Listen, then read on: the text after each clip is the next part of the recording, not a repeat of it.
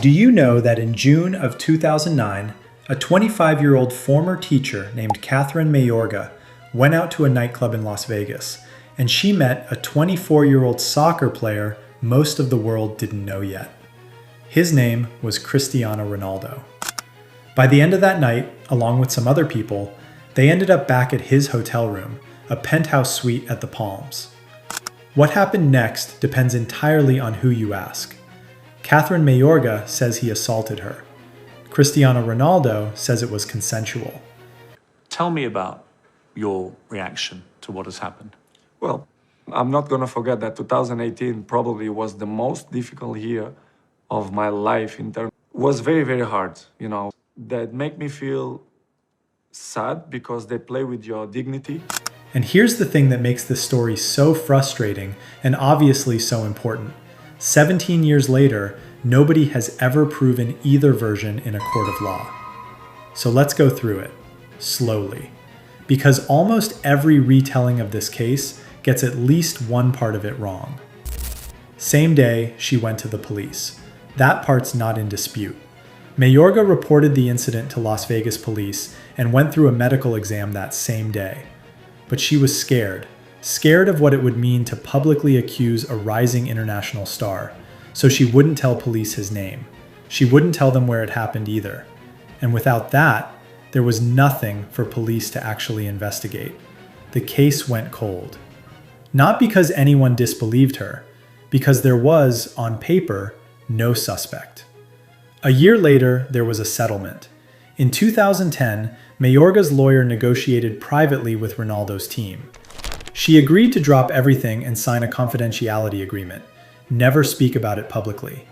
In return, she received $375,000. That's it. That's the whole transaction most people think they know. A quiet payoff, case closed. Except it wasn't closed. It was just buried. Then, in 2017, somebody dug it up. A German outlet called Der Spiegel published a story built on hacked documents, leaked from a website called Football Leaks, that exposed the existence of the settlement and the NDA. Those documents weren't just financial paperwork. They included private, privileged communications between Ronaldo and his own lawyers. That detail matters more than almost anything else in this story. Hold on to it. In 2018, Mayorga sued Ronaldo to undo her own settlement. With the rising #MeToo movement reshaping how these cases were being talked about, Mayorga filed a civil lawsuit. Not to relitigate the assault directly, but to void the 2010 agreement, arguing she'd been emotionally pressured into signing it. She wanted the right to pursue Ronaldo for damages without that contract standing in the way. That lawsuit reopened the door for police too. Las Vegas reopened its criminal investigation for the first time in 9 years.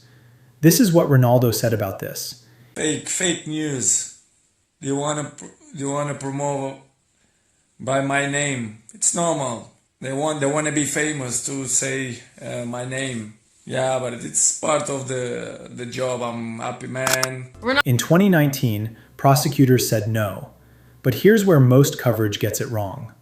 The Clark County District Attorney reviewed the reopened case and announced he wouldn't file charges. Most retellings of this story say it's because too much time had passed, implying the clock had simply run out legally. That's not actually what happened. Under Nevada law, prosecutors had until 2029, a full decade more, to file charges if they could. The statute of limitations was never the obstacle. The real reason was simpler and harder to swallow. 10 years of decay. Lost footage, faded memories. A case where the most crucial early evidence had never been collected because Mayorga hadn't named her attacker back in 2009. The DA's office said straight out that what remained couldn't be proven beyond a reasonable doubt to a jury. No charges doesn't mean nothing happened. It means the case, as it existed in 2019, couldn't clear the bar the law requires. Those are very different things, and conflating them is one of the most common ways this story gets misrepresented, in either direction. So the criminal case ended there. The civil case kept going. For 3 more years, Mayorga's lawsuit crawled through federal court, with her attorney, a man named Leslie Stovall, pushing for more than $25 million in damages. The police even asking for a DNA sample of Ronaldo. But Stovall had a problem. A big one. To build his case, he leaned heavily on those hacked Football Leagues documents, the ones containing privileged conversations between Ronaldo and his lawyers. Documents that were, by every account, stolen. In June of 2022, the case collapsed, but not for the reason people assume. A federal judge, Jennifer Dorsey, threw the entire lawsuit out, with prejudice, meaning it could never be refiled. Here's the part that gets lost. Judge Dorsey never ruled on whether the assault happened. She didn't decide Mayorga was lying. She didn't decide Ronaldo was telling the truth. What she ruled was that Stovall's use of stolen, privileged material had poisoned the case beyond repair, woven so deeply into his arguments that there was no way to separate what was legitimate from what wasn't built on theft. She fined Stovall personally, $335,000, almost as much as the entire settlement his client had received 12 years earlier. In 2023, an appeals court agreed with her. Mayorga's team took it to the Ninth Circuit, arguing the dismissal was too harsh. A 3-judge panel disagreed entirely, upholding both the dismissal and the fine. As far as the United States court system is concerned, that's the end of this case. It cannot be reopened. And the hacker behind all of this? His story didn't end either. The man behind Football Leaks, Rui Pinto, went to trial in Portugal. In 2023, he was convicted on 9 charges, including attempted extortion, and given a 4-year suspended sentence. Even the person who exposed this case is still tangled up in his own unresolved legal mess.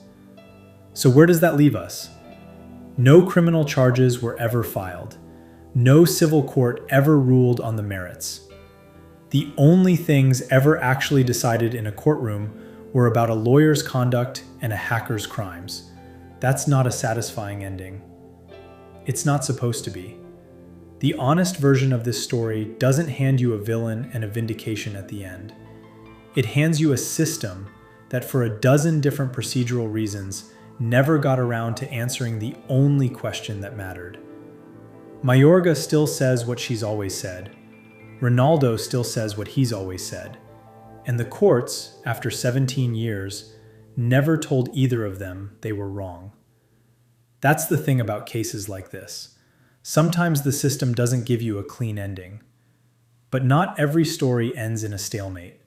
Some end with the truth sitting right there in the financial paperwork, once somebody finally pulls it. That's exactly what happened with Ashraf Hakimi. When his marriage ended, his wife went looking for her share of his fortune and found out he didn't actually have one. If you want the full story, how it happened, what the court found, and where it stands now, it's right there on your screen.